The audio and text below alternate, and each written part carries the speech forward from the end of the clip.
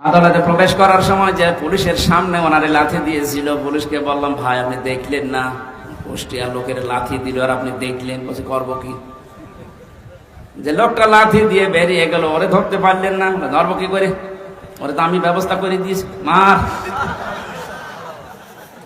কারণ জালেমদের বিপক্ষে শুধু মানুষ না, সৃষ্টি জগৎ সব এবং আল্লাহ নিজে।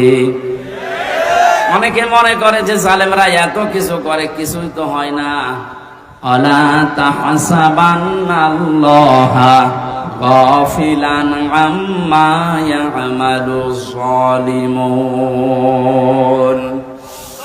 সূরা ইব্রাহিমের 42 নম্বর আয়াতের প্রথম অংশে আছে, আল্লাহ পাক বলেন, হে পৃথিবীর মানুষেরা, কি ধারণা করো যে জালেমদের সম্পর্কে আমি কোনো খোঁজ রাখি না, আমি গাফেল?